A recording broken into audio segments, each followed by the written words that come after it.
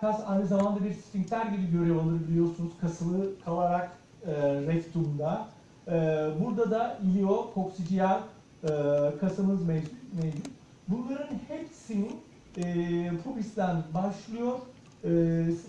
Bağlantı noktası arcus tendinous levator ani'dir. Arcus tendinous levator ani, levator kaslarının başladığı yerde obturator internus kasının fasyasının kalınlaştığı bir yerdir.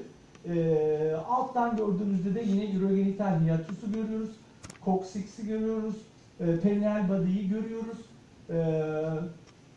Burası da urogenital hiatus. Burada yine pubovaginal, puborektal, pubokoksijal kaslarının alttan görüntüsü.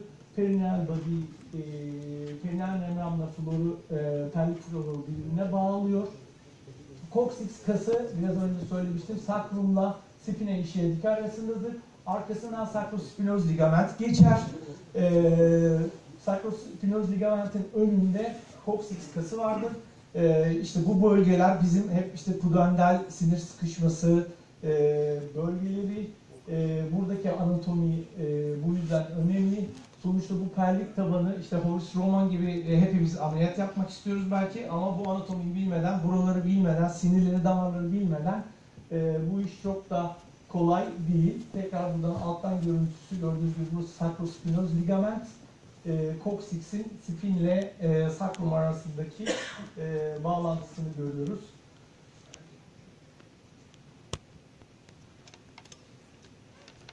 Burada tekrar pelvik tabanının üstten görüntüsü. Şimdi perineal membran, pelvik tabanı oluşturan diğer bir oluşum. Perineal membran da iki inferior pubic rami arasında üçgen şeklinde bir yapı. Burada görüyorsunuz vajinal bir boşluk, üretral bir boşluk var. Bu perineal membran urogenital diyaframı da, yani iki diyafram var. Birisi işte pelvik diyafram, bu da urogenital diyafram. Burada üretal boşluğu görüyoruz, burada vajinal boşluğu görüyoruz. Burası urogenital hiatus. Buraya mesane üretra ve buraya da vajinal uterus yerleşiyor. Bu perineal membranla simfisis arasında böyle bir gap mevcut anatomik olarak. Bu da bu urogenital hiatusun yine üstten görünümü.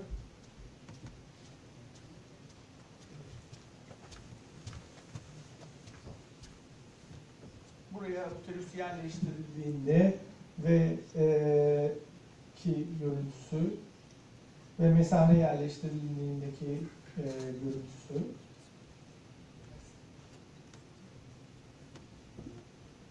Evet, üretrayı görüyoruz. Eksternal üretral sfinkteri görüyoruz. Urogenital diyaframın yine burada bir de yine pelvik tabanda üçüncü oluşum deep perineal poş. Bu deep perineal poş da pelvik tabanla perineal membran arasındaki bir poş. Pelvik tabanla pelvik membran arasındaki buradaki boşluk da deep perineal poş olarak isimlendiriliyor.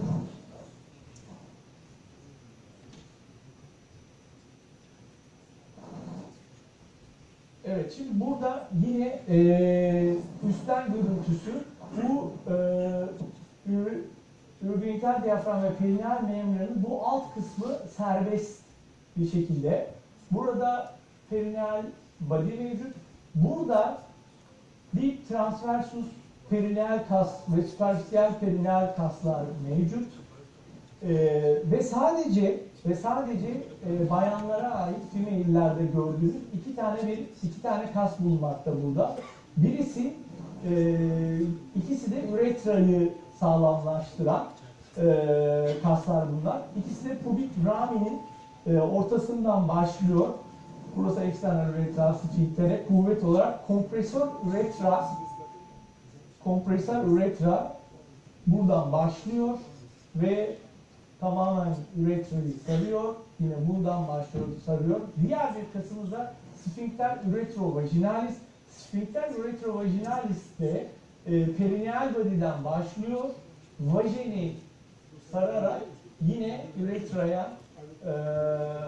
üretrayı sararak üretraya destek vermekte.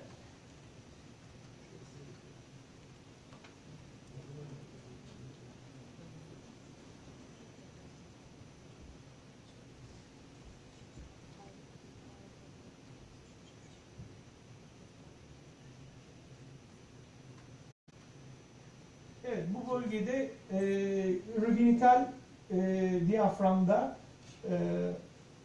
gördüğünüz gibi perineal membran, urogenital diyafram üçgeni. Burada bulbus spongios, ischiocavernosus kaslar, inferior fascia of urogenital diyafram. Bunun superior görüntüsü de, üstten görüntüsü de bu. Bu bölgede tamamen plexus sacralis'ten inerli oluyor. Plexus sacralis de piriformis kasının üzerinde.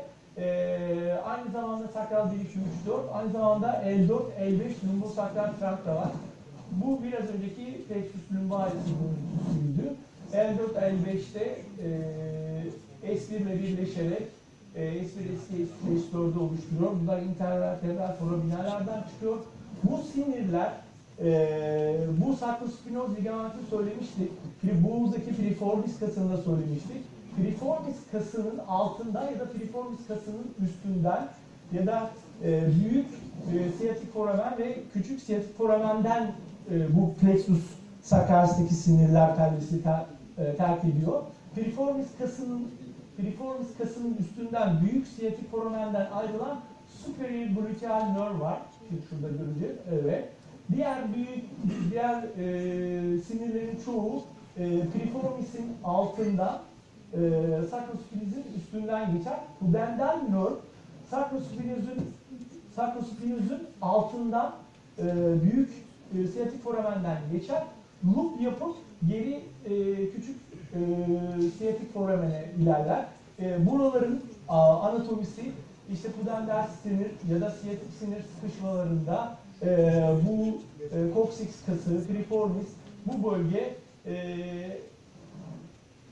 sacrotuberal ligament, yine Hübner, Dr. Hübner transgluteal yaklaşımla bu pudendal sinir sıkışmalarını sacrotuberal ligamenti keserek ulaşıyor. Otonom sinirlerinde superior hypogastrik plexus, inferior hypogastrik plexus, pelvik splaknik sinirlerle bu bölge inerve edilmektedir. Çok teşekkür ediyorum. Aradan dolayı da özür diliyorum tekrar.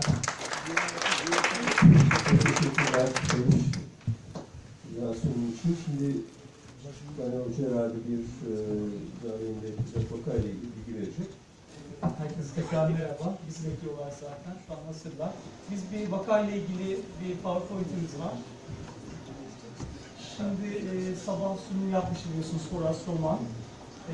Sakral sinirlerden lemektöz vakası ama başka şeyler de var. Bu çalışıyor mu? Evet. Hasta 42 yaşında, 3 kez ayrılık denemesi var. Ağrısı 8, çok şiddetli bir ağrısı var. Derin bir disparonisi var. Disk şezyası var. Bizim sorduğumuz sorulardan tenesmus hikayesi var. Kolektürü ve idrarla ilgili şikayeti var. Hi, Dr. Roman. Do you hear us? Yes, I hear you very well. Okay. Yes, of course. I will give some details about the case in a few minutes, okay? Are you ready to perform the surgery? Yes, we have just started by the dissection, so we are ready to... Okay, I will present some information about the case in a few minutes. Okay, you're welcome. We are so sorry about delay. Sol siyatik ağrısı var ve bunu özellikle menstruasyon zamanında söylüyor. Ve hastanın hemen arka tarafta, sol tarafa doğru çalışıyor mu? Gözükmüyor ama oradaki kırmızı alanı görüyorsunuz, bir tutulumu var. Büyük ihtimalle vajen arka duvarı rezeksiyonda gerekecek. Aynı zamanda MR'ında da sol parametriyumda pelvik duvara doğru bir girintinin olduğu ve rektumun orta kısmında da bir tutumunun olduğunu biliyoruz. Rektumla ilgili de bir rezeksiyon planlanıyor. Ya shaving veyahut da onların bir özel tekniği var. Onu da görme şansımız olacak. Mesane ile ilgili tutulumdan da şüpheleniyor. Diseke edilecek. Sistoskopi planlanıyor bununla ilgili. Bu geç geçiyor. Bir planları var, yol haritası ki bu tür cerrahilerdeki en önemli nokta bu planı sizin ameliyattan önce hem hastayla hem de hastanın yakınlarıyla konuşmanız.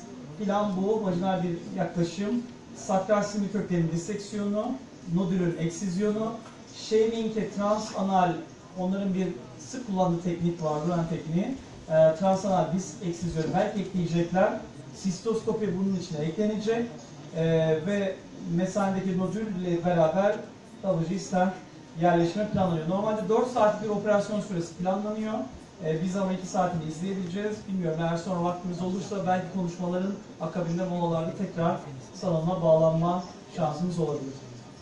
Now I finished the details about the case. If you're ready, we can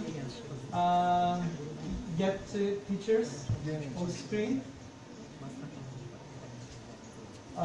Şöyle, biz yemek arasında bu canlı yayını düşündük.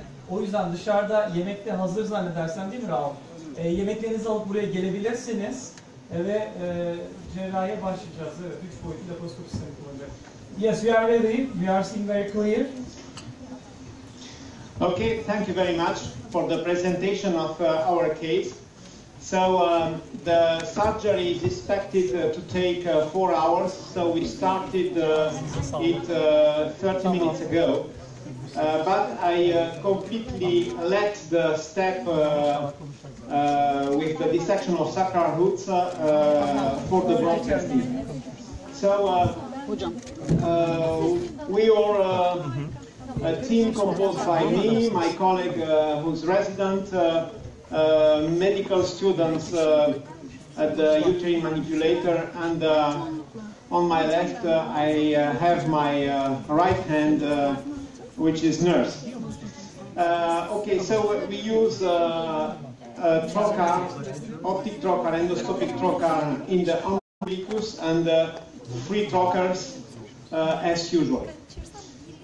Now we can switch on the, we use a 3D column because I feel that the 3D view is very suitable for this kind of surgery of deep spaces. So we will switch on the laparoscopic view, and as you can see, we started by dissecting, by preparing the bladder nodule. So the bladder nodule is here, and its limits come close to the ureters, because here you have the left ureter, and on the other side you have the right ureter coming like this here. That's why we planned to perform combined cystoscopic laparoscopic resection in order to prevent the injury of the ureters and the suture of the ureteral meatus. So this step will be the last one, and maybe it will be done after the finish of our broadcast, because it is not actually the goal of our surgery. So we'll put the uterus upward. So into the pelvis we have a big nodule here into the depth, which infiltrates the mid-rectum and the parameter. It is very strange, but the patient, there was a complete lack of the broad ligament. So we found this hole between the anterior and the posterior part of the pelvis. And here you have the nodule which with a large infiltration of the mid and low rectum and of the vagina. So the step of the surgery will be the dissection of the ureter. Here we have the left ureter. Here are the ovarian vessels. Here you have the external iliac vessels. Here we'll dissect a bit later the hypogastric artery.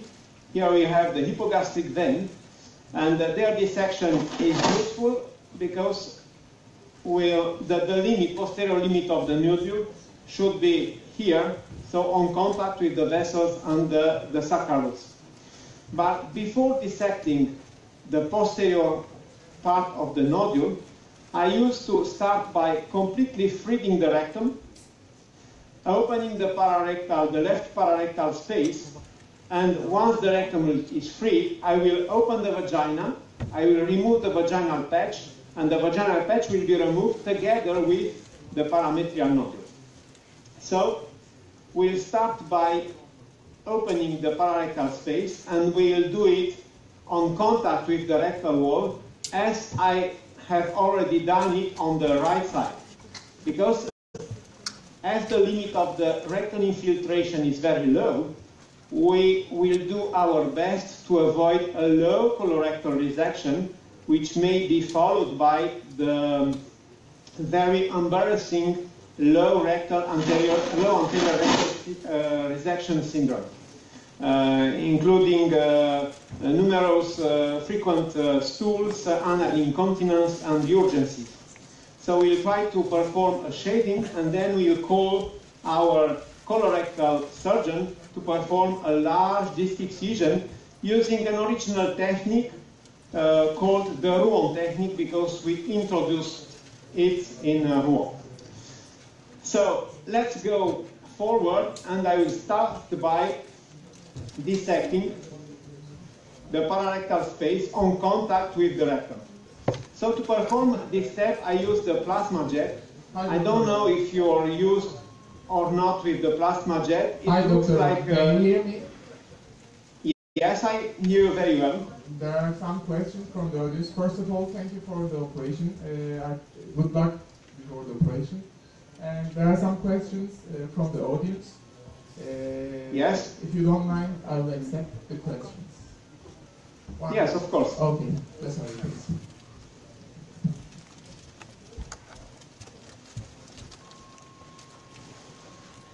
So we perform the rectal shading like this, tangentially on the posterior face of the uterus, n'est-ce pas?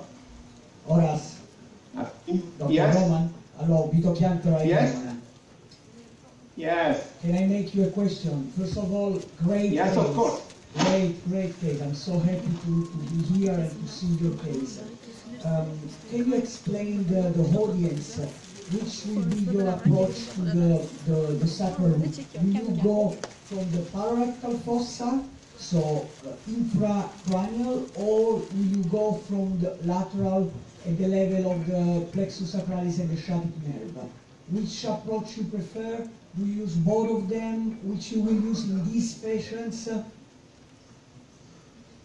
Yes, thank you very much. So I use both of them, and it depends on intraoperative conditions. So here, I think that there is not a huge parametrial nodule. So I think that once I will free the rectum, I will go on posteriorly on the vessels. I will dissect the vessels, and I will find the limit of the nodule, and I will remove it progressively, going with the dissection through the sacral roots. So I think it will be a resection here, and then a dissection like this, and then the nodule will be removed posteriorly, inferiorly, and removed through the vagina with the vagina. But maybe I will change during the procedure, but I think that in this case it would be the most suitable. So I continue with the shading. The condition to perform a disc excision is first to do a deep shading, because the disc excision, the transanal stapler, cannot remove the nodule. They will remove the shaved area. So transanal stapler cannot catch big nodules and big volume of tissue. That's why, first of all, you have to perform the rectal shading. And I think that the plasma jet is very suitable for the rectal shading. As you can see, here I have the normal rectovaginal space, meaning that the infiltration of the rectum is from here to there, meaning that maybe 3 centimeters bipolar. So here we have reached the normal rectovaginal space. So we'll completely free the rectum, and then we'll continue by dissecting the nodule laterally once the rectum is pushed on the right side. Maybe it is possible to clean the camera because the vision is not... Yes, of course. Thanks. Sorry. Like this. Do you have a fluent view? Yes, we have fluent view. Better. Okay, excellent. Plasma. So the plasma, I told you that the plasma jet works like the laser. However, I prefer plasma because it provides a kinetic energy which is very helpful in the dissection of deep spaces like this. You see, I have just to follow the gas to be able to find the rectovaginal space. So here there is no more nodule, so I can stop with my dissection. Okay, very well. I clean the camera. So I will repeatedly wash the camera, and my colleague will put the tear like this. And if you think that the view is not correct, please please advise me in order to be able to send you continuously a nice view, bipolar. So we perform the hemostasis. There are a lot of vessels here. So the patient has had 3 previous IVF, and I think that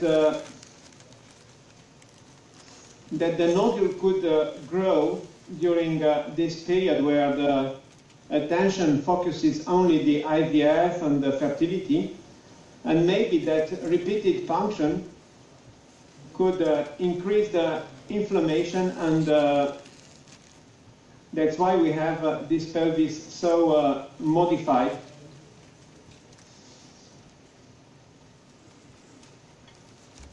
Well, I think that here is the last point where we have to free the rectum, and then I put a finger into the vagina and show you the vaginal infiltration.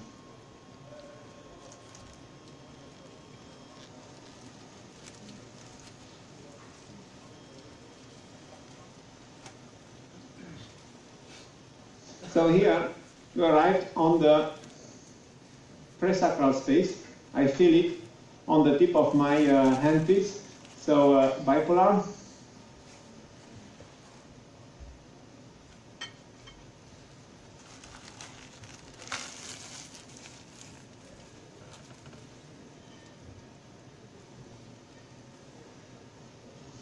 So we'll attempt to perform a disc excision because otherwise we have to cut the rectum here, meaning that we'll leave behind only 3 or 4 centimeters of the rectum, and this may be very embarrassing from a functional point of view. Okay, now the hemostasis is not perfect.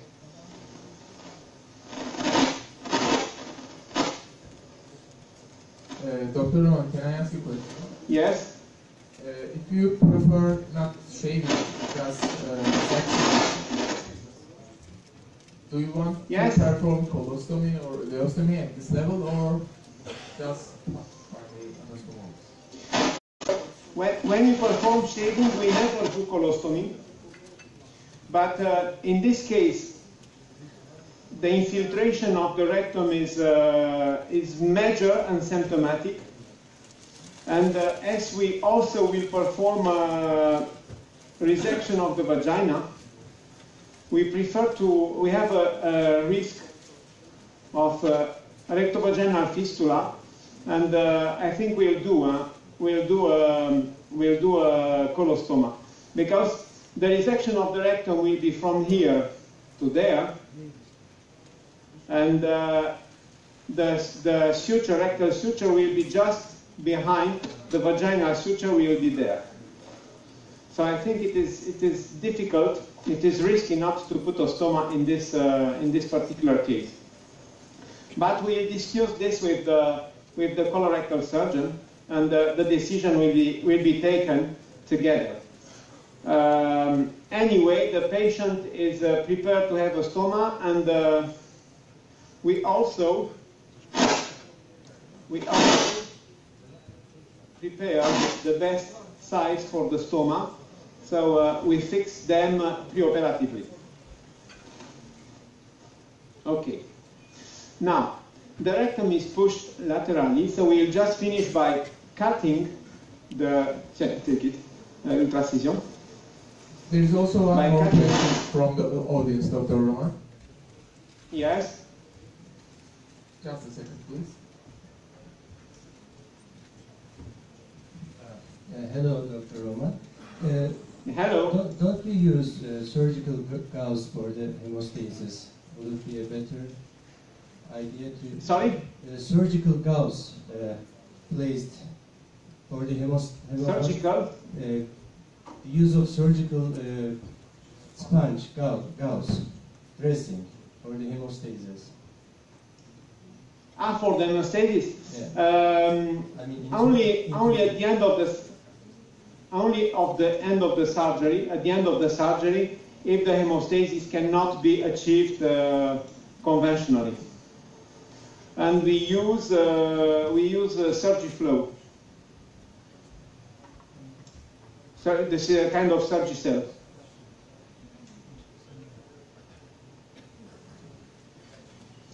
Well, now the rectum is completely free.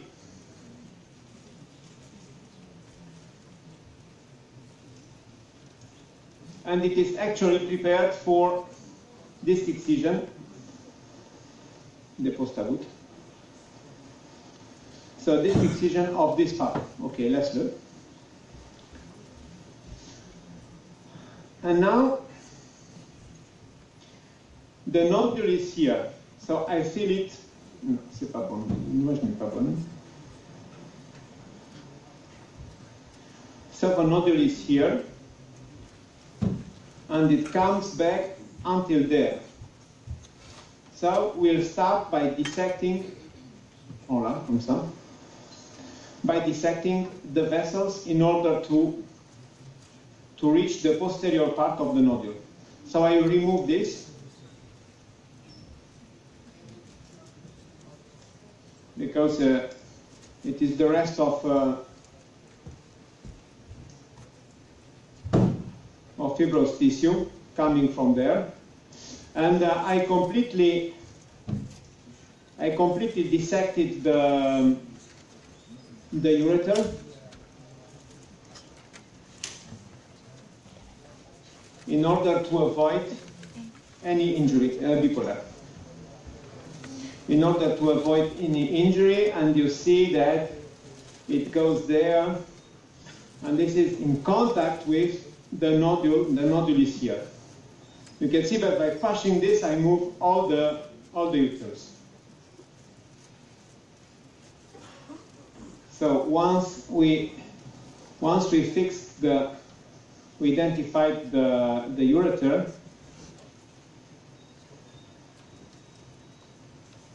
I will just perform the hemostasis because it is useful for me to leave the nodule attached anteriorly in order to dissect posteriorly without needing a colleague which holds the nodule.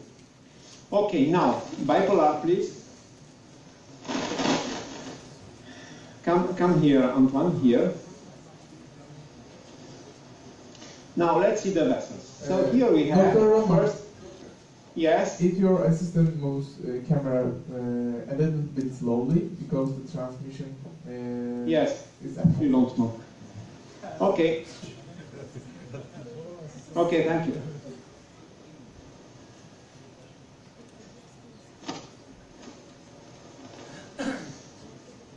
So here we have the hypogastric artery.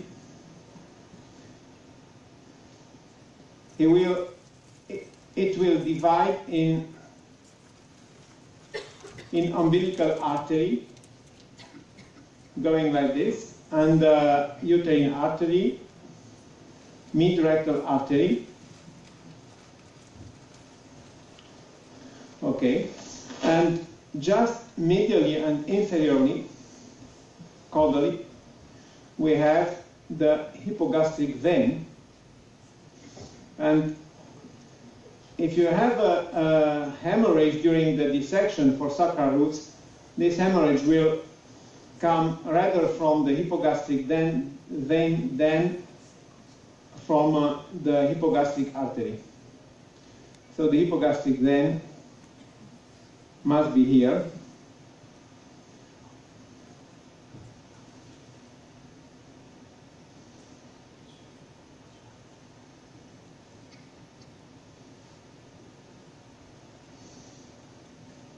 Attends, bien ici.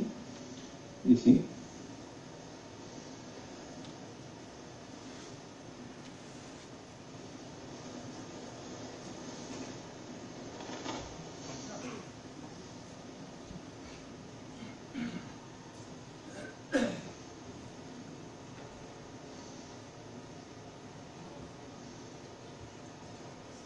So let's see, where is the hypogastric vein? It must be there.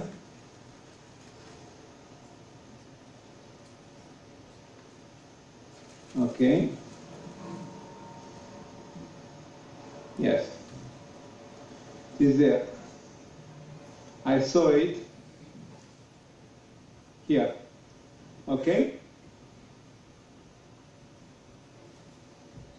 It is there. Okay, so we can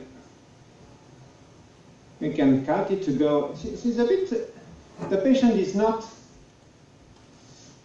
fat, but I think there is some fat tissue.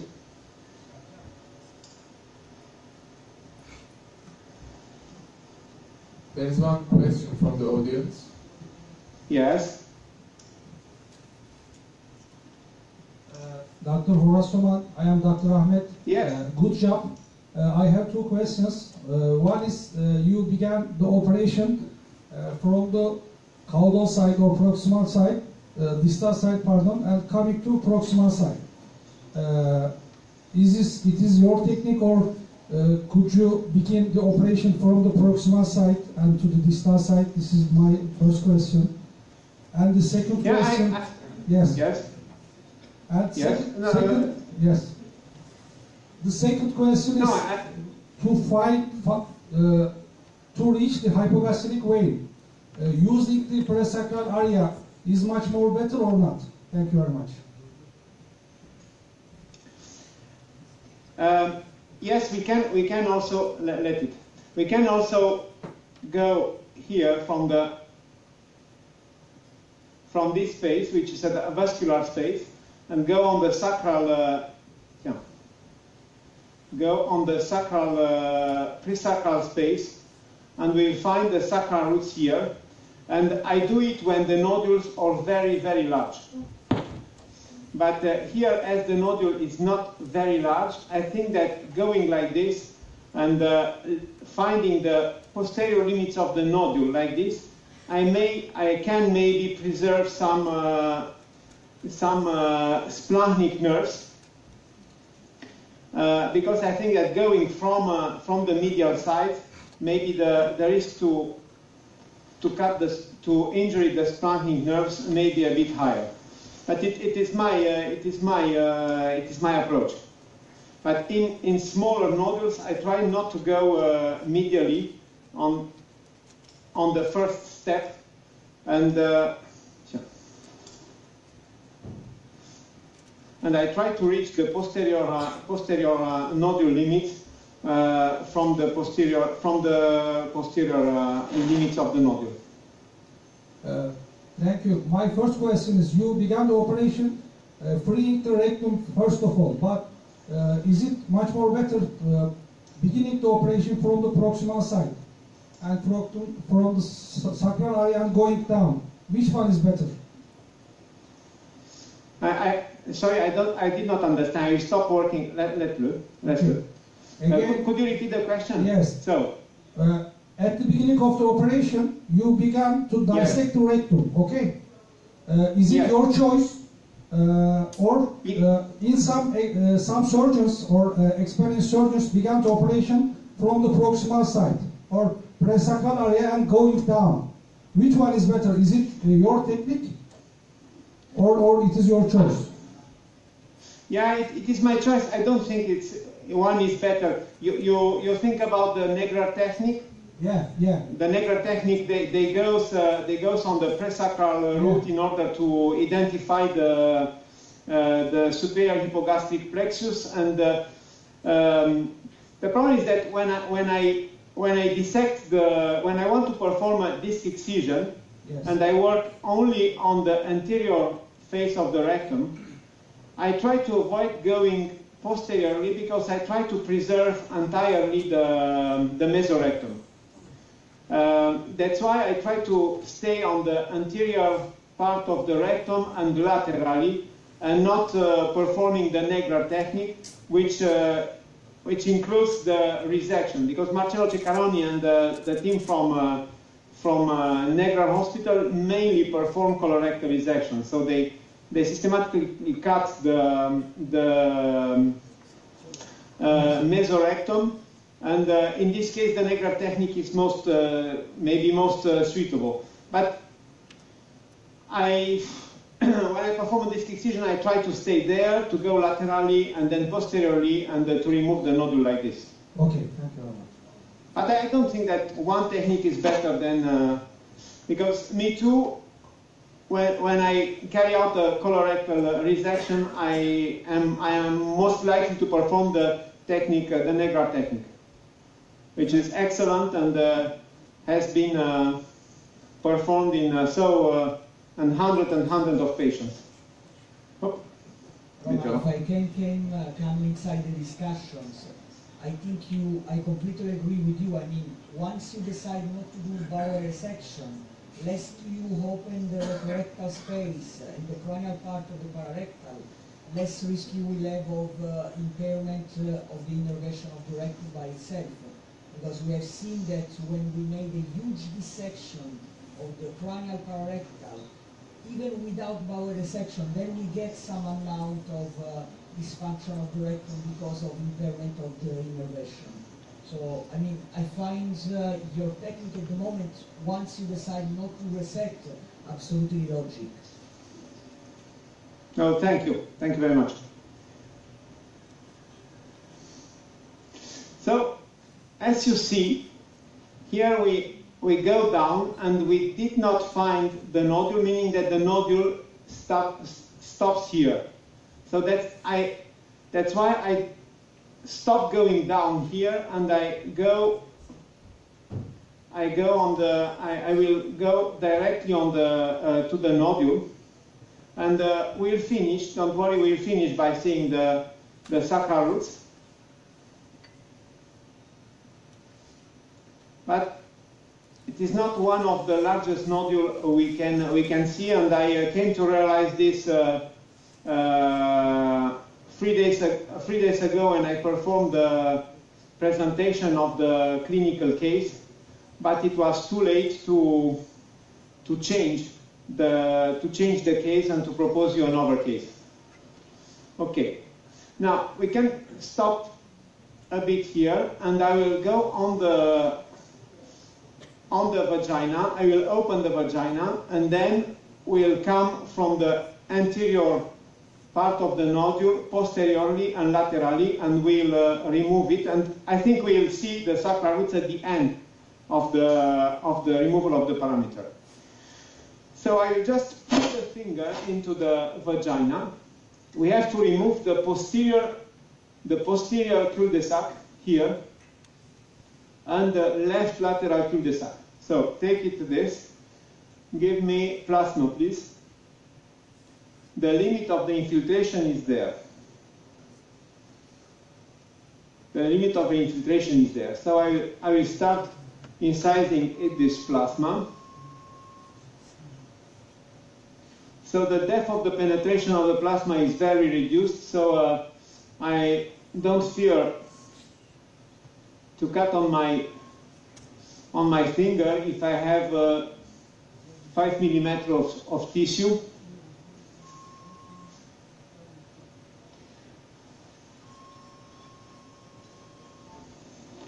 It will come like this. So you see the ureter is there. Here is the limit of the cervix here. So if I will stop voluntarily, I will stop here the surgery because if I go here, it's very likely that I will cut or I will injure the splanchnic nerves and I will increase the risk of bladder dysfunction.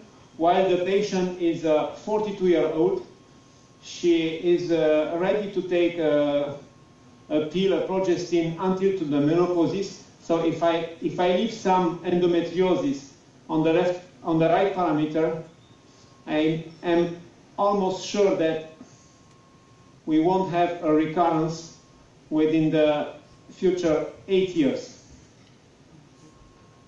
I think that is more reasonable than performing a complete resection with a huge risk of recurrence, of bladder dysfunction. I will need a teeth grasp. On pince à griffe, s'il te plaît. Okay.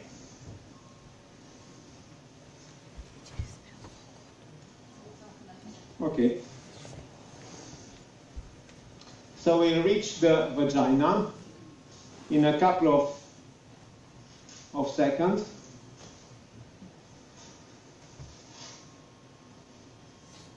And you see that the vagina is actually infiltrated.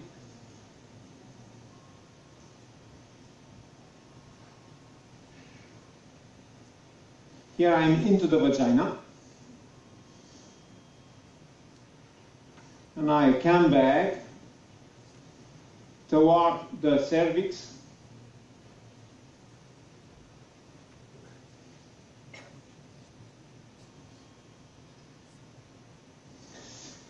Now for this surgery, I systematically use the air seal inflator. That's why I do not lose the pneumoperitoneum, and I can work with the vagina opened. I think it is very, very useful in this kind of surgery.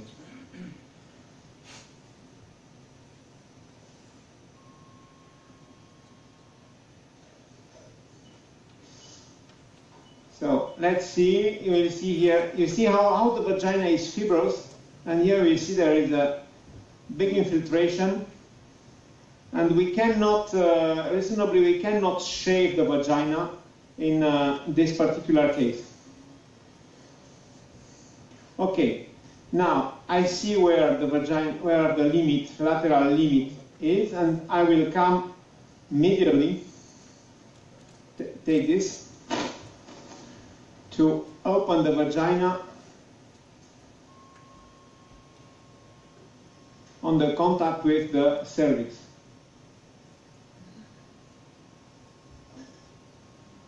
So plasma is like a virtual scalpel. The problem is that as the laser does, the plasma produces a lot of smoke, but if you use the air seal at the same time, you are not actually embarrassed by the smoke. Ultracession. So here we are in contact with the ureter. So just here is the ureter, okay? So just let's take care.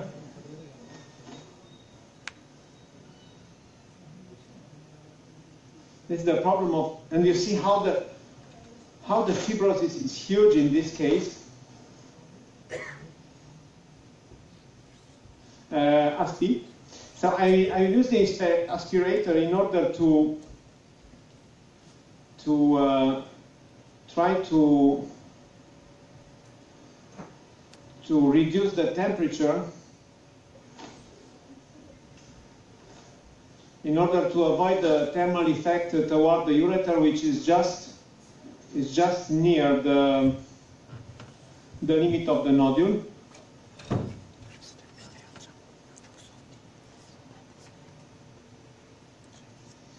And here we have, on the contact with the ureter, you must be sure that you have some big vessels. So that's why I changed the plasma jet by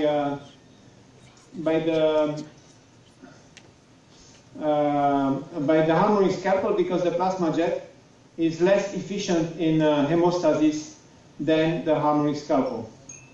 Essuie-toi. C'est pas bon? Alain? Okay.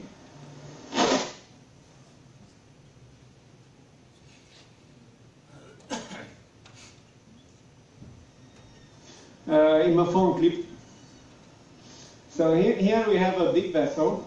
So I will stop using energy to coagulate. I will put a clip, because the ureter is just behind, and there is a risk to, maybe it's even the uterine artery.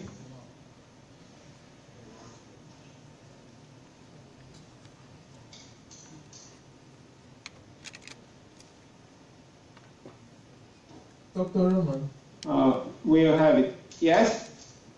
have you ever sacrificed uterine artery due to the infiltration of endometriosis? Wow. Sorry? Have you ever sacrificed uterine artery because of infiltration of endometriosis?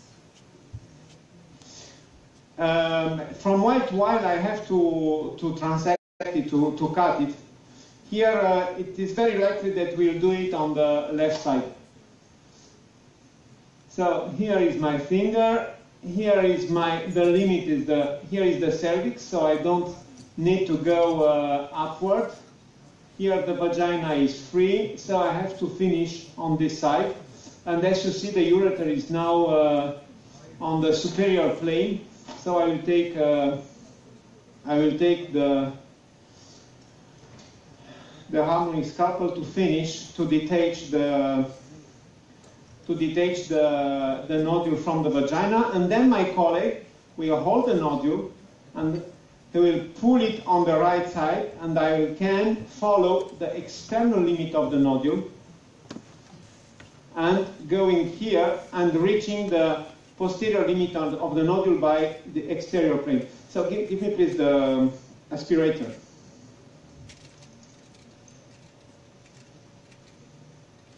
Okay. So here is the cervix. You see the cervix here? We have a manipulator. The white device is a uterine manipulator.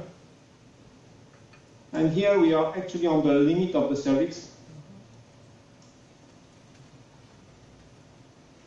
Like this.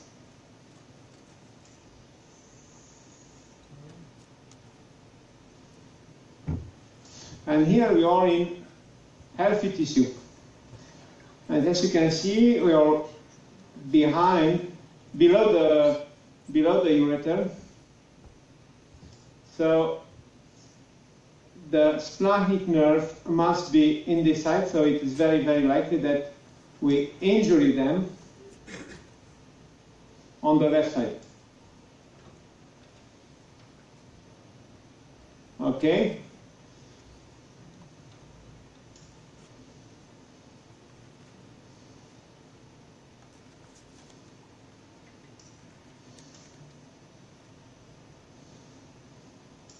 Okay, so here is healthy tissue.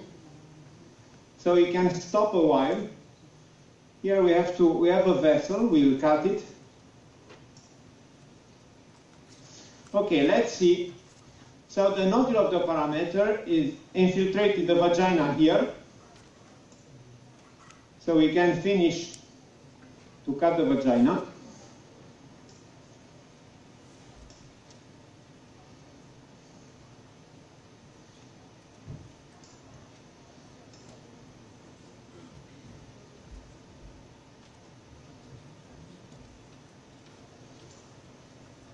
Okay, so here I think it is healthy tissue too.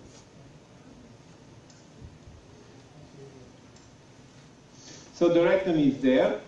So as I free the rectum, there is no danger to pick a hole into the rectum at this step of the surgery. Okay, now take the nodule, pull the nodule, on the right side, because I will continue to go posteriorly.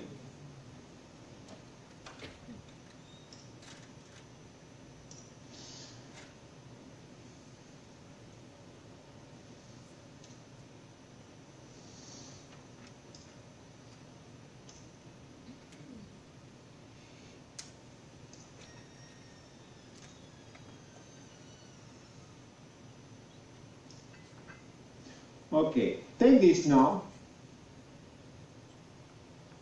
So I try to go on the lateral limit, on the right side, like this.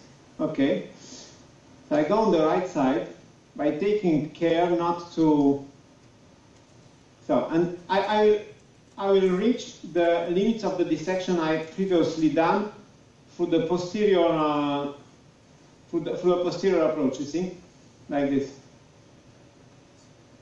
Okay, put it down. Here we can have, we systematically have one or two big veins that may be injured. That's why it's very useful. It's very useful to have a clip available and to use not the laser of the plasma, but rather the ultracision or the harmonic scalpel or the bipolar. Here it's okay. Here is okay too. Tu peux appeler Jean-Jacques, lui dire que si jamais il peut venir, il peut partir.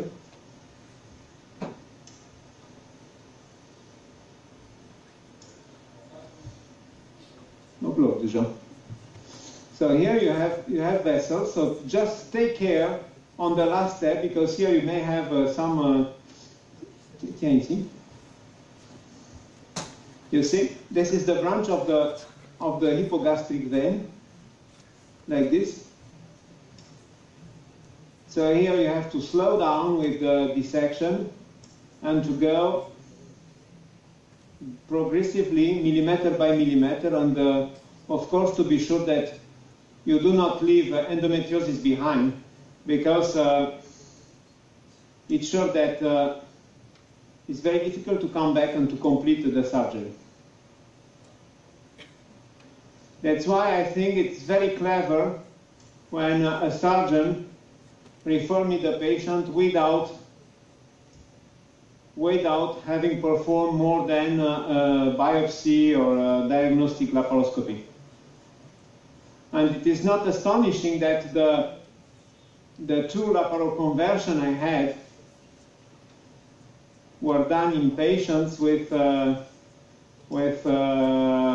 previous colorectal resection. Okay. Je reviens en arrière. So I come back on posteriorly.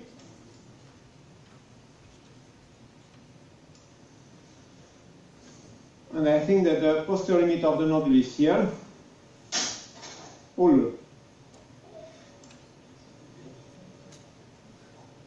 Can you show us inferior hypogastric nerve, please?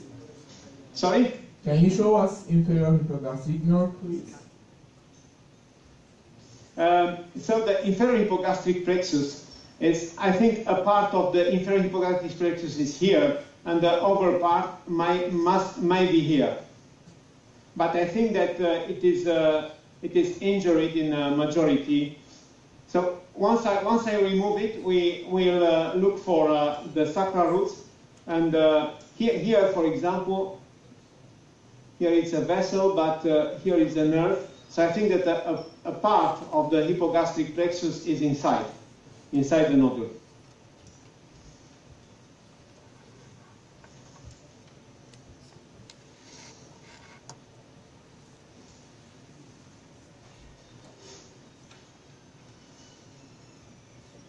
So here we go close to sacral roots, and I think we'll find one of them just behind this vein. Just behind this vein.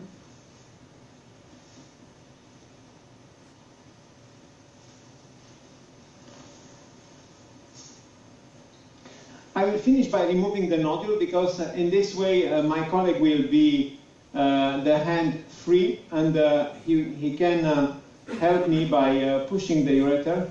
But we'll see, we'll find the sacral root here.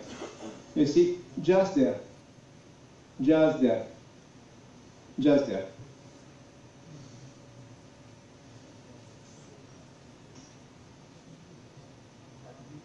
I said you can see the nodule finish here, so there is no nodule laterally.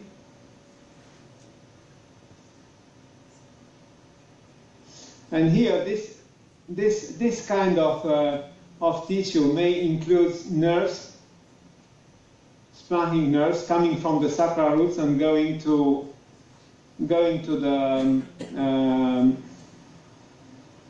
the inferior hypogastric plexus.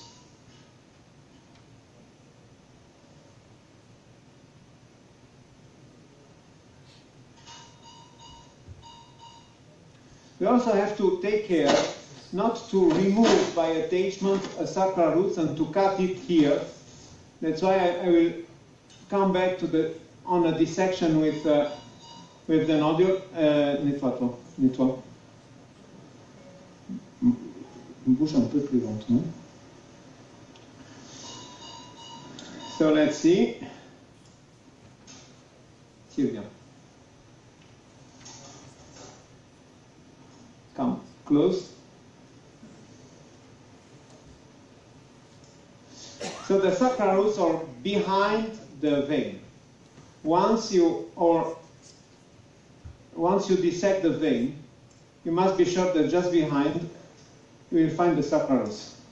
So when you see the vein, you have to slow down and to take care at anything you can remove by pulling upward the nodule.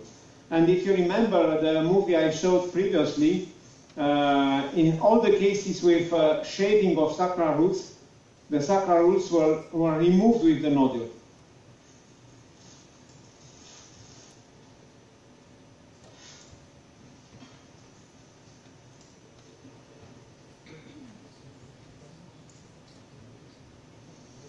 So here we finish, so that there is no nodule, it's a vein here.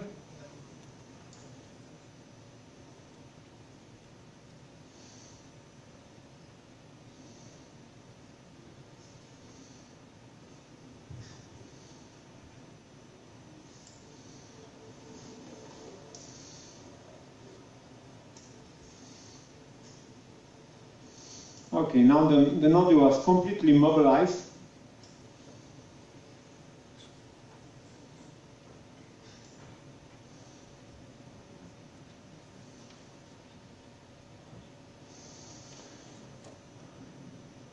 So the rectum has previously been dissected, so you can cut here.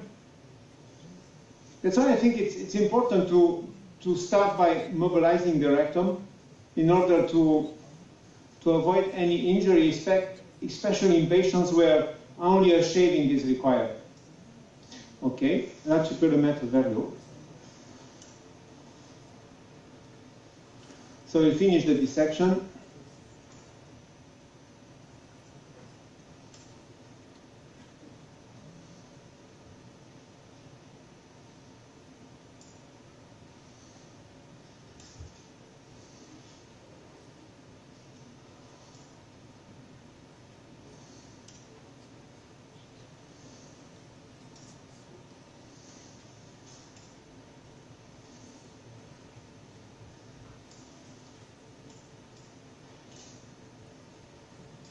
Okay, now let's stay a while to have a look at what we removed and what it. Non, laisse ici parce que je vais le montrer. Grasp. So this is our nodule. Here you have the vagina. Here you have the nodule of the parameter. It remains some nodule on the rectum, not too much. And we'll put it into the vagina. I put it into the vagina, and then let's look for the sacral roots. Okay, now Aspi bipolaire.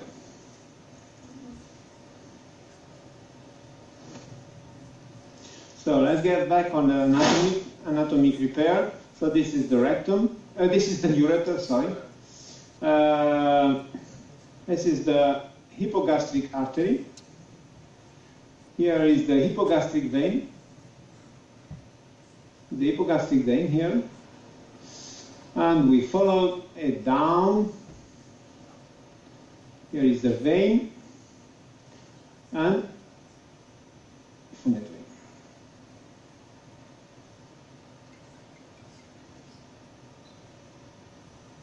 Let's have a clean view.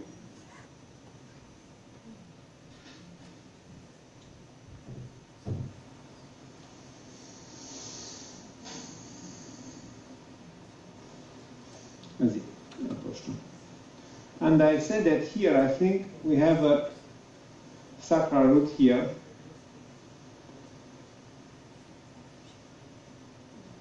So it is white, and just behind we have only the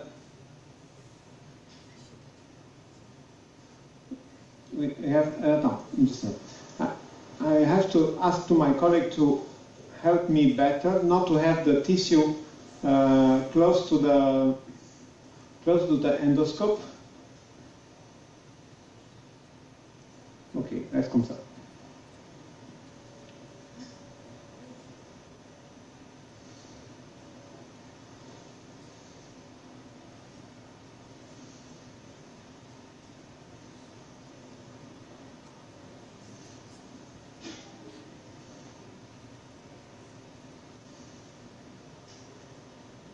I think here must be the muscle. Here is the muscle, the piriform muscle. So here we have a sacral root. It's very likely. So here is the muscle, and here we have one sacral root.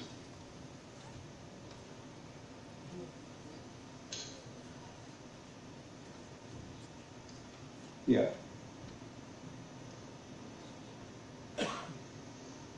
Goran, that's for sure, that's probably the second sacral root.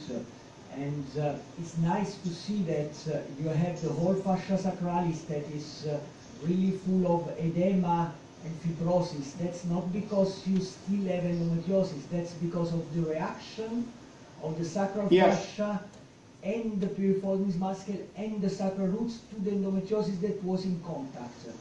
And that's very important because, I mean, you should have the feeling, if you are an inexpert surgeon, you have the feeling, okay, I still have something to resect, but there is nothing anymore to resect. I mean, the resection, that is an R0 resection concerning the endometriosis. Yes. That's not endometriosis, that's just the reaction, the inflammation of the tissue because of the previous endometriosis, the one you have removed. Okay, I completely agree.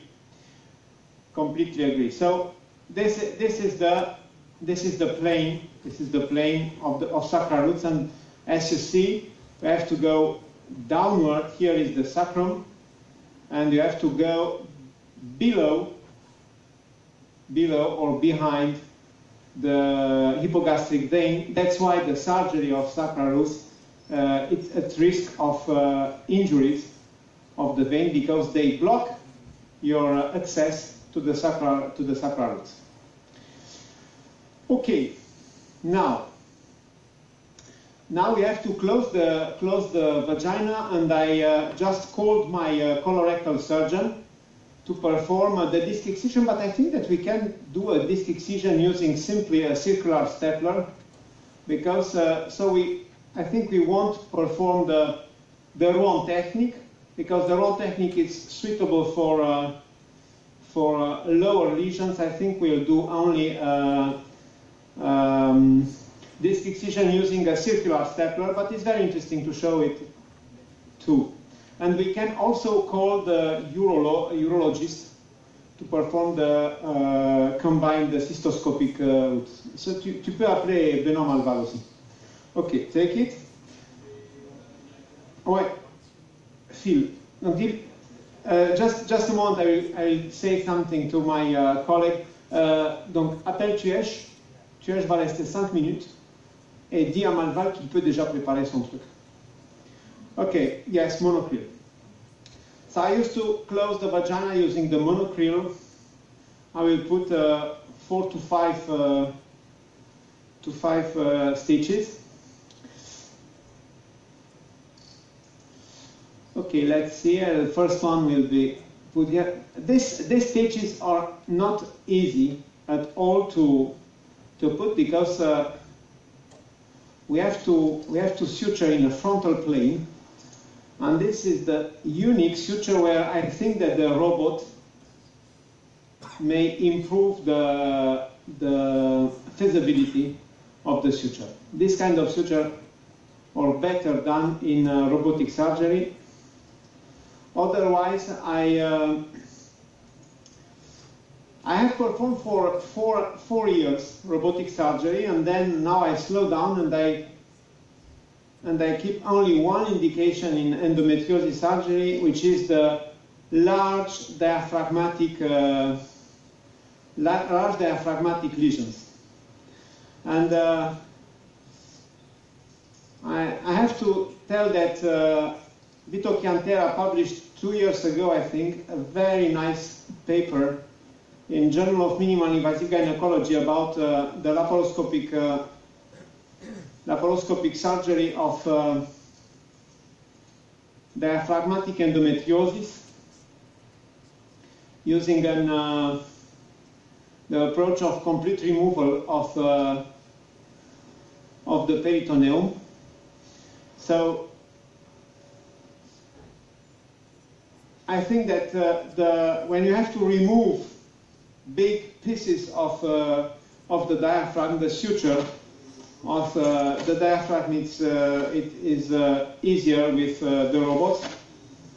And I kept only this indication for the robotic surgery in endometriosis. And so I think I will put 4 sutures, and then to prevent the we'll put the omentum, but also we started using 1 year ago, a permacol mesh. So it's a mesh manufacturer, but I don't remember the name of the manufacturer, but it is a biological mesh using pig skin. And we used to put a mesh in this particular case in order to try to separate as well as we can the vaginal suture and the rectal suture. And I plan to write a paper this year because we have almost 50 cases and with only two fistula in cases with low rectal endometriosis. Oran, in order for us to understand, first of all, thanks a lot for your nice word about my publication. It's a biological mesh, so it's intended not to support but to separate. Did I understand well? Yes. We use a mesh to separate. But maybe I will have the time to do it before because that sounds the urological step. That sounds really very interesting. And otherwise, you always use an omental flap, even in patients where you seek for fertility. I use the omental flap in only patients with rectal and vaginal suture which are very close. So okay. I try to separate them. But because yes. Sorry, I didn't want to interrupt you. Even if they will afterwards look for a pregnancy, it doesn't matter. Yes, doesn't matter, and I'm sure it does not impact. It does not impact too much the spontaneous pregnancies, just because we have very good rate of spontaneous pregnancies, and we systematically do it. Okay, that's interesting because we have never done it, but I will start to do it because we were always concerned about the possibility to reduce the fertility. But if you say that your data speaks against this problem, that can be really a nice solution in order to have good healing of the rectal resection. So honestly, in rectal surgery, our pregnancy rates are over 70%, and the majority of pregnancies are spontaneous. And I have just submitted the review of a paper where I report the pregnancy rate in only patients enrolled in endo-randomized trials. So I don't know if you know this trial. We performed the first randomized trial where we compared conservative to radical surgery in rectal endometriosis. So this trial has been published in Human Reproduction 2 months ago. And now we submitted the second publication with 4-year follow-up in patients who intended to get pregnant during the 4 years after the surgery. There is no loss of follow-up patient because I personally followed them up, and I continue to follow them up until 10 years after the surgery. And the pregnancy rate in large rectal endometriosis managed laparoscopically by either conservative or radical surgery, the pregnancy rate 4 years after is 81%, and 60% of pregnancies were spontaneous. Yeah, and if you take any paper published in Rouen in patients managed by disc excision or colorectal resection, you will see that systematically or almost systematically the rate of spontaneous natural pregnancy is higher than the rate of pregnancy by ART. And we systematically perform the omentum, we put the omentum flap, so I'm sure that it does not play a huge negative role in, yes, we can stop. Great. Well, now I will wait for my colleague. Maybe I will start preparing the omental flap. Dr. Yes? I just want to remind you that we have just 25 minutes. Sorry, I don't understand because someone was speaking to me. Okay, we have more 25 minutes. I just want to remind you. So we have 5 minutes? 25. 25 minutes. Yes. Yes, the problem is that the colorectal surgeon I prevent him that I need him for 1 hour and quart, and he's not available right now, but on the rectum I will perform a technique which is not very original. So I will put, donne-moi le fil de Vicryl 3.0. So I will put, yeah, donne-moi, je vais montrer. So I will put a stitch on the rectum. I will show you, but maybe you won't see the whole procedure, but it is available. I have just put it last week on the YouTube in full time. So we'll put a stitch. Essuie un peu parce que l'image n'est pas bonne. So we'll put a stitch on the inferior limit of the infiltration, like this.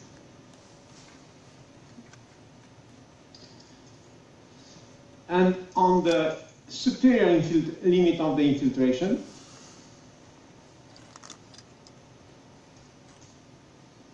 Okay. Then my colleague will push into the rectum the circular EEA stapler. You know, the stapler used to perform the colorectal anastomosis. So you pull the stapler, he will open the stapler like this, with the anvil here, the shoulder there. I will perform the stitch, and then I will push the nodule inside the stapler. He will close the stapler, and he will remove a disc like this. with a freezing site. So we leave behind a transversal suture like this, stapled suture, which is very tight. And we have already done 120 patients like this. The rate of fistula is very low because the suture is there's a stapled suture is very tight, and it works very well. Okay, but as it's not here, I will leave the thread and I will go on the bladder. So we'll continue working on the bladder, even though the urologist is not available right now, but we can open the bladder. The problem is that if I open the bladder, he can no longer perform the cystoscopy, and this is a problem. When the urologist said he's available, yeah, so the urologist will come within 20 minutes. Yeah. Okay, so let's open the retius space. I don't know transplant. We'll open the retius space because we need it. So we'll remove a nodule. Big, let it. We'll remove a nodule big like this. And the problem is that the limit of the resection will be very close to the ureter. That's why he will start by the cystoscopy by putting, of course, he will insert 2 GG stent, but he will incise the mucosa and the detrusor through the cystoscopic route, taking care at the ureteral meatus. And then once he circumscribes the nodule, I will open here and I will finish the section, and then I will close the bladder. But don't worry, I will prepare this weekend the whole summary of the surgery, and I will put it on the YouTube, so it's very easy to find it. You have just to check on YouTube Horace Roman Rouen, and you can have a look at the whole procedure.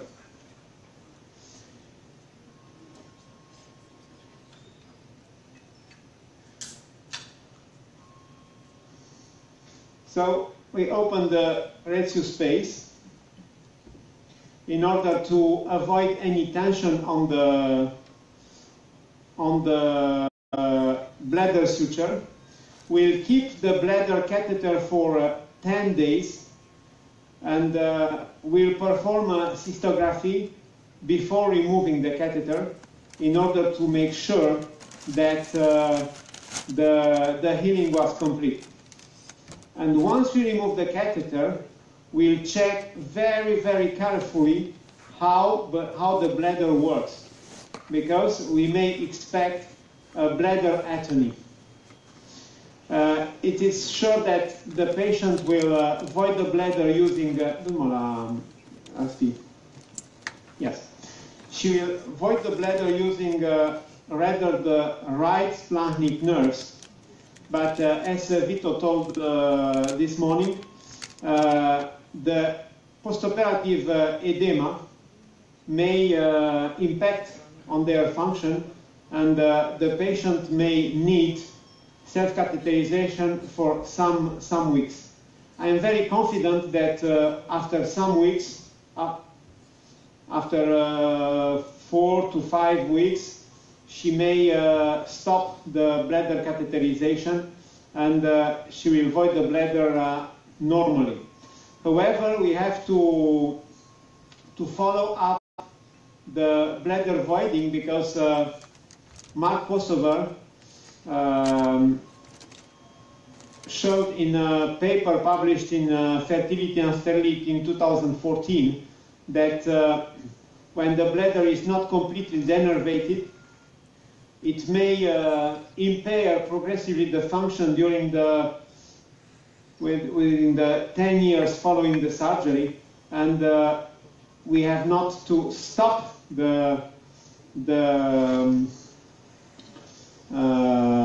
attending such women. So we can also denervate the bladder not only not only at the perimeter level, but also here, because as the nodule is low, we can cut the nodule at this level, and we have a high risk to denervate the bladder. That's why when you plan the surgery, we have to manage, we have to balance between the risk of postoperative functional outcomes, unfavorable outcomes, which may be present for the whole life of the patient, and the risk of recurrence. And I think that the younger the patient, the more aggressive surgery we have to propose in order, because the risk of recurrence is higher. However, the older the patient, the less aggressive surgery we have to propose, because the risk of recurrence considerably decrease. Okay. So I'm waiting for either the colorectal surgeon or the urology surgeon. Do you have any questions? May we speak about the surgery, or about the outcomes, or about other approaches that can be used in this patient? Let me check the audience. Sorusu olan, katkısı olan, Güzel Hocam, Ahmet Hocam, herhangi bir katkı. Yes, there's one more question. Yes, Antevest. Antevest.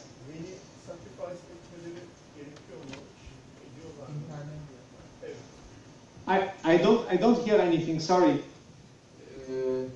Have you ever sacrificed internal iliac vein, or did you have any situation? Sorry. Have you ever sacrificed internal iliac vein, or did you sacrifice it in some case? In one case. The iliac vein? No. Yes. Never. No, I have never had to sacrifice the iliac vein. That was the question. If I ever sacrificed the iliac vein, yes, no? Yes. And I have one question.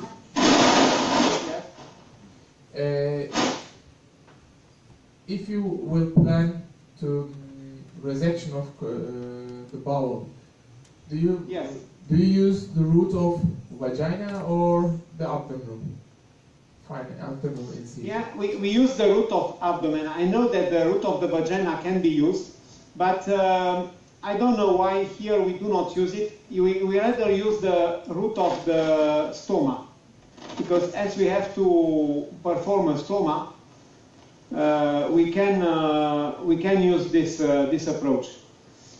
And I think that we use the vaginal approach in only 3 or 4 cases, and the colorectal surgeons were not very satisfied.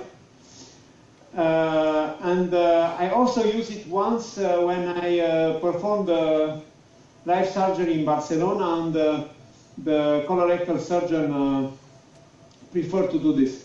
But the vaginal approach is not our preference. I don't want to say that it's not good. It's just I think we are not. We never developed this way. We have never developed this way. But I know that it can be done, and successfully.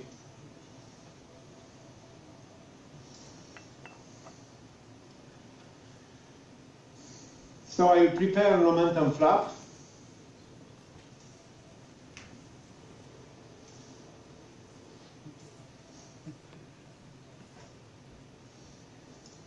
It's not very rich.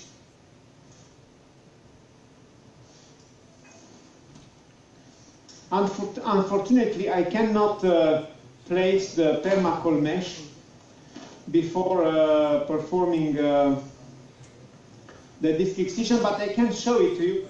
Sorry, mesh. I will show it to you because I will put it into the. I will introduce it into the abdomen in permacol mesh.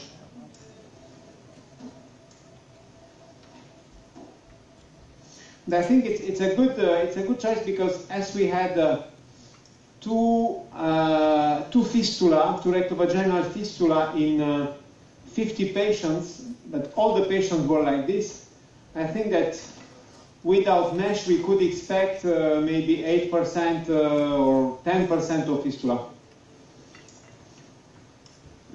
So we are far from planning a randomized study in this procedure, but we continue to use it because we think it may be useful. Right.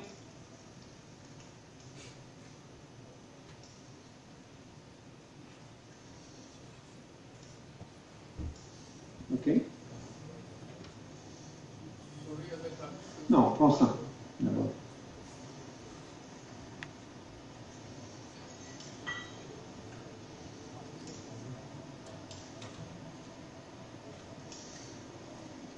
Okay. So this step of the omentoplasty is the most boring of all the surgery, but because it comes at the end, it's not very interesting. From while to while, it may bleed. Yeah, let it down. And I will show you the mesh and how I used to place it. And I will place it after the colorectal surgeon perform tumor mesh. So the mesh is like this. It is like this. It's 5 centimeter on each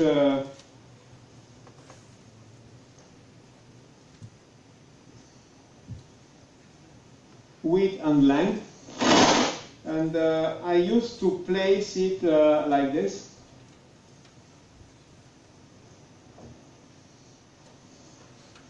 I used to place it like this by attaching it with 2 sweet stitch here. And this way, and behind the mesh, I put the omentum flap. And in this way, the rectum, the rectal suture and the vaginal suture are completely separate. It does not mean that you may not have leakage of the suture, but it will be only a leakage and not a rectovaginal fistula, which is much more difficult to treat. Okay, I will put it at the end of the procedure. So you have just to take care not to lose it. Okay, let's go back on the omentum flap. Oh, I'm very sorry that we cannot demonstrate no, to the. No problem, Dr. Rowan. It's a very good surgery, and we are very I could do it by myself, but it's not a very good message because we defend the multidisciplinary teams and not the team where the surgeon perform it alone. So I can do it from while to while when the surgeon is not is incompletely available. But I think it's not a good message to send to you in the Congress.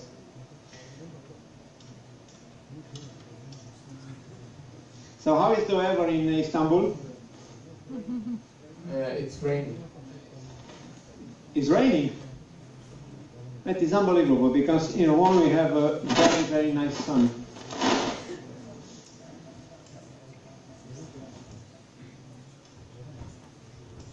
Okay. So let's go downward.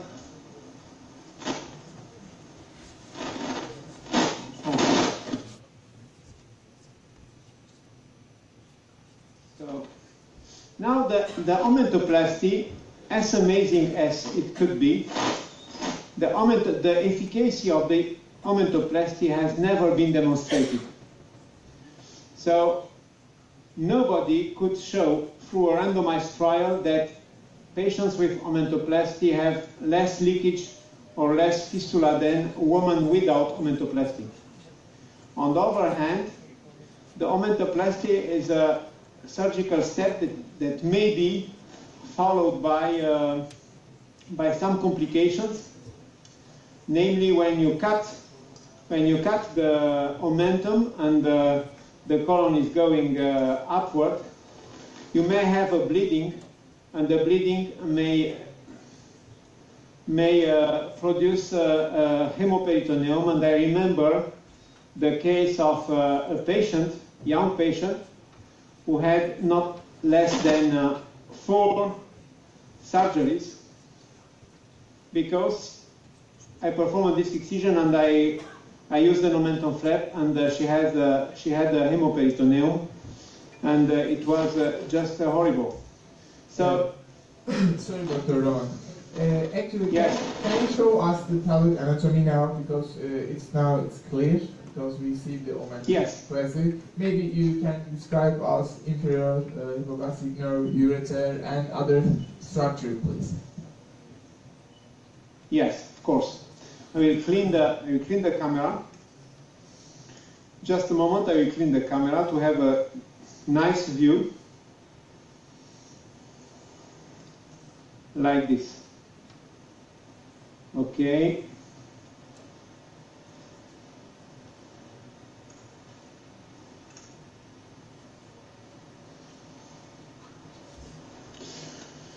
Okay, so take it. Transplant. So here we have the psoas muscle, external iliac vessels, here, there, external iliac vessels, approach contour. So the external iliac artery, and just below is the vein.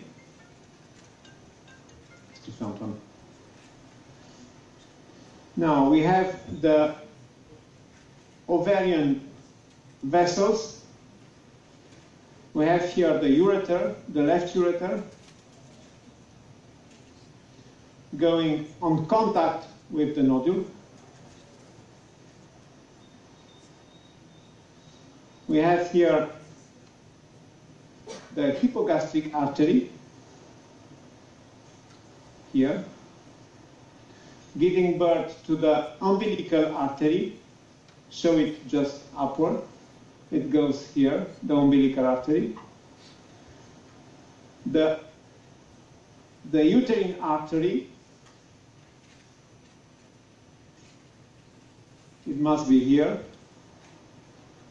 I did not completely dissecate the uterine artery, but I think we cut it just here, and we put a clip on. Okay,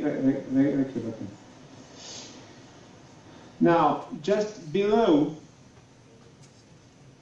the hypogastric artery, we have the hypogastric vein.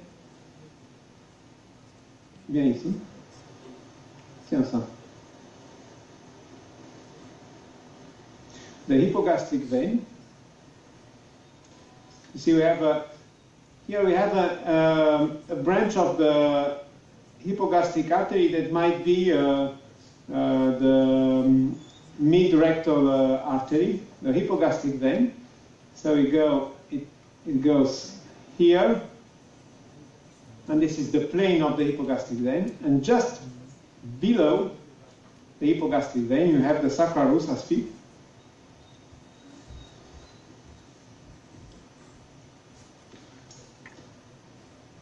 Have the sacral roots, like this one, and just below the sacral roots you have the piriform muscle.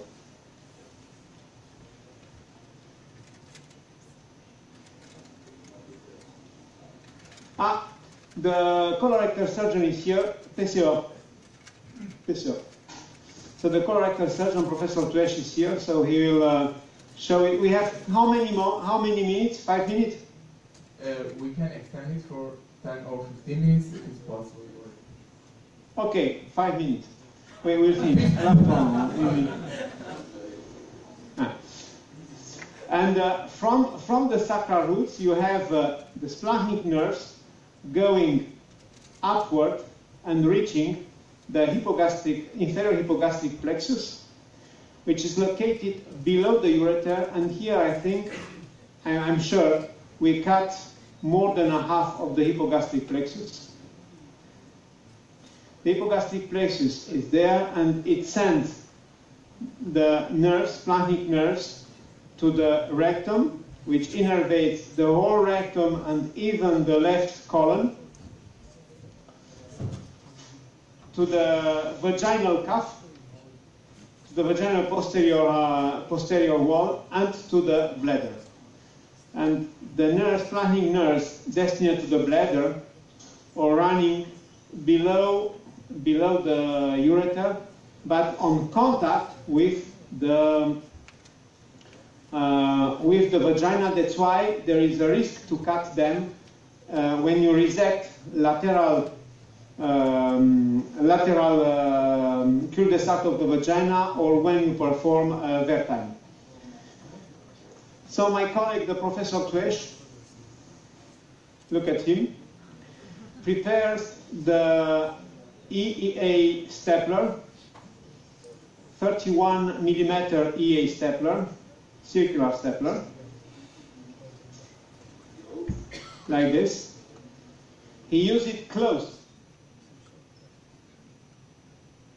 So the alveoli and the shoulder are solidarized and they are closed.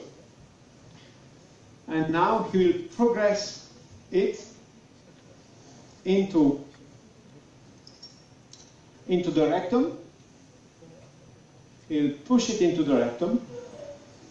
Right. Push it into the rectum. Stop. Okay. And now he'll open it. C'est bon, hein? He'll open it. And you see, retire-toi un peu. So, and now I will close